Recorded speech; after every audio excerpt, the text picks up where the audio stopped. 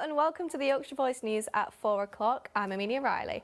On today's show, the future for Huddersfield Town is looking less bleak, and today is World Meteorological Day. Later we'll find out what the people of Horsforth think of climate change. I'm very worried about climate change, and I'm sure it will affect the weather eventually, but I think it's hard to pinpoint if the fact it was very cold last week is a result of climate change. But first, 4 men have been charged with the murder of a 17-year-old boy in Leeds. Trust Junior Gangata was stabbed in Salisbury Grove Armley early Sunday. The 4 men, aged 18 and 19, were due to appear at Leeds Magistrate Court this morning. 2 drivers who were racing each other at speed moments before causing the collision which killed another motorist have been jailed at Leeds Crown Court. Simon Hinchliffe, who was 53 and from Kirkburton, was killed at the scene which happened on Huddersfield Road in Kirkburton in October of 2020. Moments earlier, the 2 drivers were seen speeding along nearby roads at speeds of up to 90 miles per hour, where the limit was only 40. A West Yorkshire police officer has been charged with assault whilst on duty. PC Simon Hartley works in Bradford District and has been charged with common assault. He's due to appear at Leeds Magistrate Court tomorrow. And in sport news, Huddersfield Town have agreed a takeover by an American consortium, which means they will avoid going into administration. John Wilson has been a supporter for 55 years and is a member of the Town Supporters Association. He joins us live now. Well, thank you for joining me today, John. It's really nice to talk to you. Thank you. So obviously you saw your first game in 1963, so that's almost 60 years as a supporter. So how do the fans feel about this deal? I think the overwhelming feeling will be one of relief that at long last the wrangle that seems to have gone on all year is finally over. So the big bonus as far as town fans is concerned is that we've done it without going into administration, which means that we don't get deducted 12 points this season, and we rule out the possibility of starting next season with a possible penalty of 12 points. So I think from that point of view, it's good news. I think most town fans will welcome it. There will be a little bit of apprehension because we don't know who these North American owners are, whether they're from a sporting background or that type of thing. So there's always that little bit of uncertainty, but I think overall the feeling will be one of relief. Yeah, I'm sure it can be quite worrying, but I mean, at least there's some hope there. So what does this mean for the club? Well, I think it gives them, well, first of all, for the rest of the season, it means that they know they've got a fighting chance of staying up. I mean, it's still an uphill battle, but the points deduction would have sunk them. So basically, knowing that they've still got a chance of stopping up this season is a big bonus. I think as well that going forward, we understand from what we've read about the deal that Dean Hoyle, who has been who took over from Phil Hodgkinson again, he's taking most of the debt with him, so it means that the club will be basically debt-free.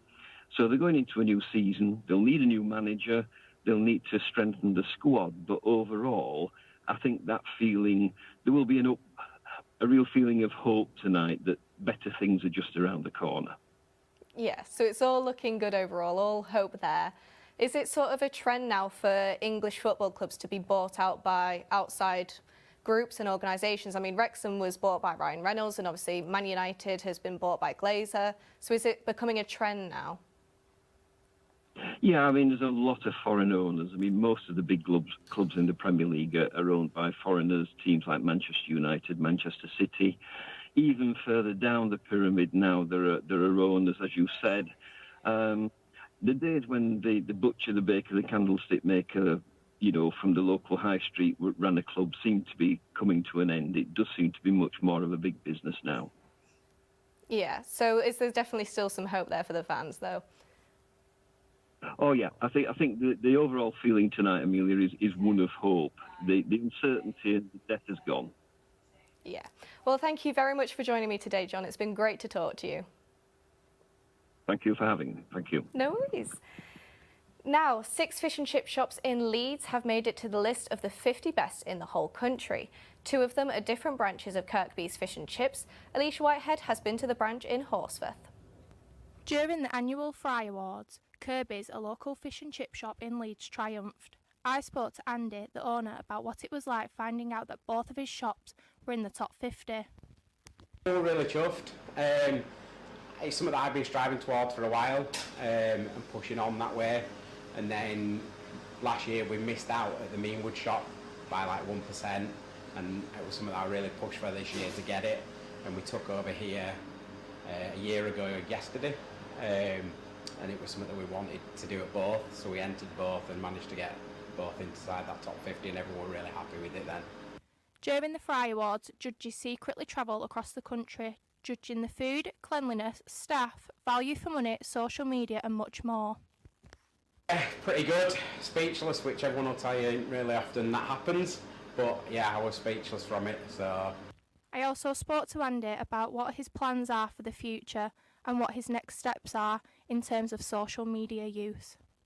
Social media is something that now is pretty key to the business, and it's something that we need to do more of going forward. We're already pretty active on it, as you'll see, but yeah, we need to do even more, I think. Today is World Meteorological Day, which focuses on the future of the ocean, weather and climate across generations. We spoke to the public about how they think the climate change is affecting the weather. I don't know too much about it, but I do love the sun, and I do love the UK weather, so that's my piece. Well, I think last year when it was sunny and stuff, it was also times where it was really rainy as well, so it's made it less predictable and more random of weather changes. I am very worried about climate change, and I'm sure it will affect the weather eventually, but I think it's hard to pinpoint if the fact it was very cold last week is a result of climate change. Although I do think the floods, people say it's just a fluke that we've had so much flooding in at times like in June, when in my lifetime I don't particularly remember that until recently, so I think that probably is a result of climate change. Well, from future weather to recent weather, Demea, what's it been like out there today? Well, I'm here by the running track just outside of Leeds Trinity University, and unfortunately the sun has now disappeared. It was coming in and out, but unfortunately it's just a bunch of grey clouds outside. However, tonight showers will continue into the evening, which will merge into a longer spell of rain overnight. Wind should ease a little but remain blustery over high ground and around showers. The minimum temperature will be 4 degrees. For the weekend, it will mostly be cloudy with heavy rain and showers on Saturday, so make sure to be prepared with those umbrellas. Back to you in the studio.